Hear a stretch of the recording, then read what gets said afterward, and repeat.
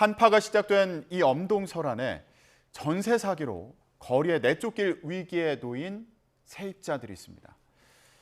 인천 미추홀구에서 발생한 사건인데요.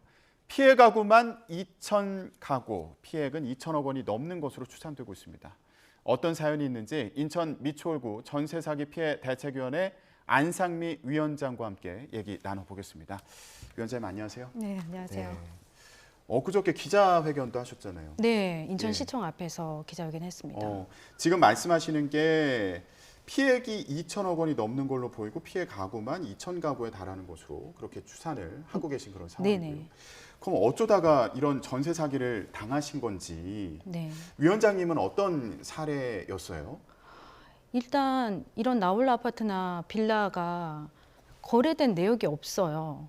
그래서 시세를 알 수가 없잖아요. 그래서 부동산이 얘기해주는 시세만 믿고 근저당이 있어도 근저당이 그만큼 또 전세금이 싸고 예. 이러니 시세가 이 정도니 음. 사고가 나도 내 보증금은 지킬 수 있다. 이렇게 부동산에서 설명을 했고 또 사고 나면 자기네들이 책임을 지겠다. 이렇게까지 각서를 쓰고 부동산에서요? 네, 예. 이렇게 안심을 시키고 진행이 된 거죠. 그래서 그러면 이미 그 집에 대출이 있었다는 거잖아요. 그렇죠. 그러니까 주택담보대출이 있는 경우가 네. 있었던 거죠. 네, 그런데 그럼에도 불구하고 요즘에 집 살 때 다 이렇게 대출 받아서 사는데 이거 금액이 큰 거 아니고 다 갚고 있는 중이니까 안심하고 전세 들어가도 된다. 네, 이렇게 얘기했다는 네, 거예요. 심지어 그 전에 살던 사람보다 전세 금액을 높여야 되는데 이유는 집주인이 지금 대출 금액을 많이 갚았다. 예. 그러니 그만큼 금액을 높여야 한다라고 지금 집주인이 얘기를 한다. 그래서 생각보다 더 많은 금액을 요구해서 예. 죄송한데 그 정도까지는 어렵고 예. 조금만 더 올리는 선에서 합시다. 이렇게 해서 계약이 진행된 거죠.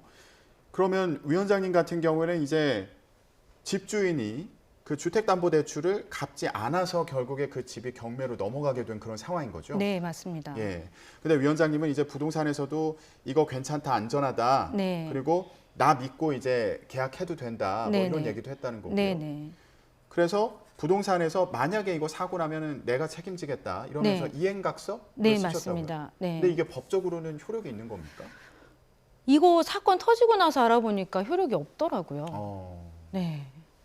그럼 집주인하고는 혹시 연락이 되셨어요? 어떤 입장인지? 전혀 안 됐습니다. 위임하시는 분이 부동산 쪽에서 위임을 하셨기 때문에 집주인하고 연락을 해본 적이 없고요. 예. 계약 당시에 집주인하고 통화를 하더라고요. 그 금액을 이제 조정하는 과정에서. 예. 그래서 집주인이 뭐 바지구나라는 거를 상상을 하지 못했죠. 그러면은 실제로 그 집주인이 아니라 뭐 다른 누군가가 있을 수 있다 뭐 이런 의혹을 제기하시는 거예요? 그렇습니다. 그러니까 전체적으로 건물을 실제로 소유하고 있지만 명의는 다른 사람으로 되어 있을 수 있다. 네. 이런 의문을 제기하시는 거군요. 네네. 근데 지금 피해 입은 그 경우가 지금 2,000가구 정도로 추산을 하고 있는 그런 네. 상황이잖아요. 네. 그리고 이미 경매로 넘어간 경우도 600가구가 넘는 것으로 들었습니다. 네네. 예. 이게 그러면은 피해 사례가 한 가지 경우가 아닐 것 같아요. 그렇죠. 예, 다양하죠. 어떤 사례들이 있나요? 지금 뭐 경매 매각이 지나간 세대도 있고요. 이미 심지어 경매가 된 세대가 있어요? 경매가 돼서 매각이 된 거죠. 어제도 지금 있어요. 그럼 그분들은 이제 한두 달 안에 쫓겨나간 거예요? 예. 그렇죠. 한두 달 안에 강제 퇴거가 되는 거죠. 어. 요즘 법이 눌러 앉을 수 없더라고요. 인도명령이라는 게 있어서. 그러면 한두 달 안에 그냥 나가야 되는 상황인 거죠. 예.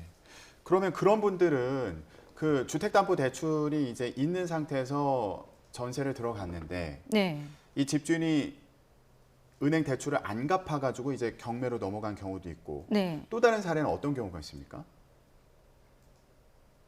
대부분이 그런 사례고요. 근데 그 전에도 세금 체납은 있어요.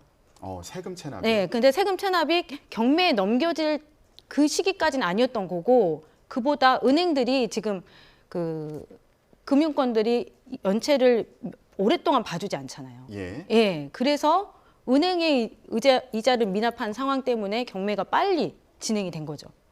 근데 이제 그 집주인 같은 경우에는 은행 이자를 어쨌든 원리금을 갚지 않은 상황이었기 때문에 네. 전세금을 받고도 은행 이자와 그 원금을 갚지 않은 상황이었기 때문에 이제 그 집이 경매로 넘어가게 된 그런 사례들인 거고요. 그렇죠. 최근 가구들이 재계약을 한다거나 새로이 전세 금액을 높여서 새로 입주를 한다거나 했을 때 목돈이 들어갔을 거잖아요. 예. 근데 그 목돈이 들어간 지 얼마 되지 않아서 바로 경매가 터지니까. 네. 근데 예를 들면 이미 경매에 붙여진 집인데 전세 계약을 한 경우도 있다 이렇게 설명을 하셨잖아요. 네. 예. 저도 이해가 안 되는데 그 세입자분이 하신 말씀이 자기가 봤을 때 등기부 등본을 보여줬는데 거기에 경매가 없었답니다. 예. 그런데 지나고 보니 그 날짜에 경매가 이미 올라와 있는 거죠. 그러니까 문서를 경매 조작 물건으로 올라와 있는 집이었던 거예요. 그렇죠. 문서를 조작했다라는 것밖에 아닌 거죠. 그런 의심을 사는 네. 그런 상황이군요.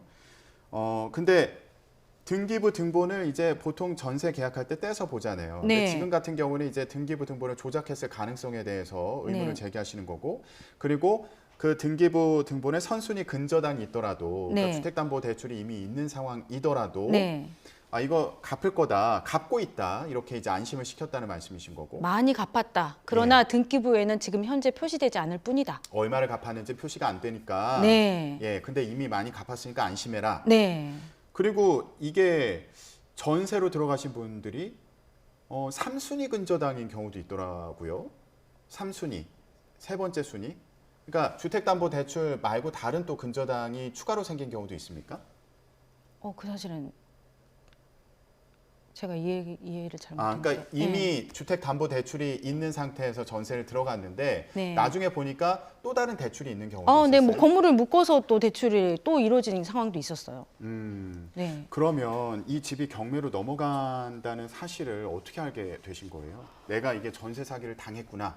이 사실을 어떻게 알게 되셨어요? 어느 날 갑자기 우편함에 똑같은 그 우편물이 대량으로 꽂혀져 있는 거예요. 예. 네, 그래서 저희 세대에 소통방이 있었거든요. 예. 네, 소통방에서 얘기를 하다 보니까 상황들이 다 똑같고 또 최근에 증액을 해줬는데도 경매가 이렇게 다 같이 터져버린 상황이 된 거죠. 예. 그래서 여러 가지들을 알아보다 보니까 이게 정말 바지고 조직적이고 계획적이었다라는 합리적인 의심을 하게끔 만든 상황이 된 거죠. 예. 자, 그래서 지금 이 피해자분들이 기자회견까지 열고 네. 대책 마련을 촉구하고 있는 그런 상황인데 일단 이미 퇴거를 하신 분들도 계신가요? 집에서 나간 분들도 계십니까? 경매에 넘어가서? 지금 현재 나가신 분은 없고요. 이제 곧 나가야 되는 분들 네, 이제 계신 매각길이 거군요. 지났기 때문에 예. 강제 퇴거까지는 또 시간이 한 달, 두 달 정도 뭐 소요가 되잖아요. 예. 이제 그게 지금 임박하신 분들이 많죠. 그러면 당장 다음 달에 나가야 되는 이분들 같은 경우에 이제 네. 전세자금 대출을 받았을 수도 있잖아요. 네. 그리고 어쨌든 본인의 전세금도 돌려받지 못하는 그런 네. 상황인 거고요. 네. 그러면 거처를 어떻게 마련해야 될지 이것도 걱정이실 것 같아요. 그렇죠. 임시거처가 마련이 돼 있습니까? 마련이 안 돼 있죠. 지금 보통 피해 임차인들이 다들 그게 재산의 전부잖아요. 그렇죠. 네, 그게 떼이게 되면 다음 주거지 마련에 대한 대책이 없죠. 대출도 뭐 경매가 떴으니까 연장을 안 해준다는 은행들이 많아서 그러면 이걸 신용 대출을 하든 그것도 안 되면 이제 신용 불량자가 되는 상황이 되는 거잖아요. 그래서 진짜 솔직히 말씀드려서 극단적인 생각을 하시는 임차인분도 계세요. 그리고 다들 이 일이 터지고 나서 불안해서 생업에도 집중을 못 하세요, 다들. 그렇죠. 네. 예. 그래서 얘기를 들어보면 정말 울컥울컥 하게 되는 상황들이 많더라고요. 그러니까 이게 경매로 넘어가는 경우에 이미 선순위 대출이 있기 때문에 네. 보증금을 거의 못 돌려받는 네. 그런 상황이 예상된다고 하더라고요. 네네. 예, 지금 그런 부분을 우려하시는 거죠. 그렇죠. 뭐, 그 최우선 변제금이라는 거 있잖아요. 예. 그래서 지금 그게 보통 지금 최근에 계약을 했으면 인천 같은 경우는 1억 3천만 원 이하가 소액 임차인이다. 이렇게 보통 다들 알고 계시거든요. 예. 근데 그게 아니라 그 근저당 설정일을 기준으로 한다고 해요. 예. 그러면 피해 아파트들 대부분 2014년도에서 18년도 그때 근저당이 설정이 됐거든요. 예. 그 기준으로 보면 8천만 원 이하만 예. 소액 임차인이고 그분들에 한해서 2,700만 원만 보장이 돼요. 그렇습니까? 네. 근데 최근에 계약하신 분들은 뭐 부동산 가격이 많이 올랐었잖아요. 예. 예. 그래서 당연히 8천만 원 이상의 전세를 지금 계약을 하신 거고요. 예. 그럼 그분들은 경매로 들어가면 정말 은행이 이 선순위로 다 가져가 버리면 예. 그분들 한 푼도 챙길 게 없다는 아. 결론이 되는 거죠. 예. 네. 그래서 지금 요구하고 계신 것 중에 하나가 이제 임시거처를 마련하고 그게 또 임시거처에 거주할 수 있는 기간도 6개월이라고 들었거든요. 정부에서 주신 지금 지원책이라는 그 임시주택은요. 예. 강제 관리 건물 중에 음. 최장 6개월까지 전세금의 70%를 지원해 주신다고 이렇게 대책을 주셨어요. 예. 근데 이걸 실상으로 보면 그 집도 경매 진행 중인 거예요. 그러면 저희가 들어가도 언제 나가야 될지 또 모르는 상황인 거예요. 거기에 30%의 임차료를 내고 예. 네. 그러면 추가적인 길어봐야 6개월인 거죠. 예. 네. 임시 거처 문제도 있고 네. 그 밖에 또 추가적으로 그 대책 마련을 네. 요구하고 계신 부분도 있잖아요. 네. 필요하신 부분, 가장 필요하신 부분은 어떤 부분이 있을까요? 정말 필요한 거는 임시 거처고요. 그래서 저 임시 거처는 솔직히 이렇게 단기적으로 이런 거 말고요. 지금 허그에서 매입 임대화 추진하고 있잖아요. 예. 그런 방향으로 저희 물건을 허그에서 매입 임대화를 추진해 주신다든지 아니면 또 공공임대라든지 대상자 있잖아요. 거기에 피해자들을 좀 자격을 주신다든지 이런 현실적인 방안을 좀 해주셨으면 좋겠고. 예. 그리고 경매 관련해서도 네, 경매 관련해서도 좀 시간을 주셨으면 좋겠어요. 지금 나라에서 말씀하시는 지원책들이 다 내년부터 시행이 되거든요. 그때까지만이라도 좀 시간을 벌 수 있도록 이 경매를 좀 지연시켜 주시면 예. 예, 해주시는 뭐 대출금 지원이라든지 이런 지원책들을 조금 더 받을 수가 있잖아요. 예. 근데 지금 당장에는 길거리로 나왔는 상황이기 때문에 예, 경매 연기가 거주지 마련 만큼이나 절실히 지금 시급한 상황이죠. 예. 전세자금 이제 대출 받으신 분들도 있는데 대출 기한을 좀 연장해 달라 네. 예, 이런 요구도 하고 계신 상황이고요. 알겠습니다. 지금 한파가 시작되는 이런 상황인데 전세 사기로 인해서 어려움을 겪는 분들이 많이 나오고 있습니다. 부디 또 해결 방안이 마련되고요. 문제가 잘 해소되기를 기원하겠습니다. 네, 인천 미추홀구 전세 사기 피해 대책위원회 안상미 위원장과 함께 얘기 나눴습니다. 위원장님 고맙습니다. 네, 감사합니다.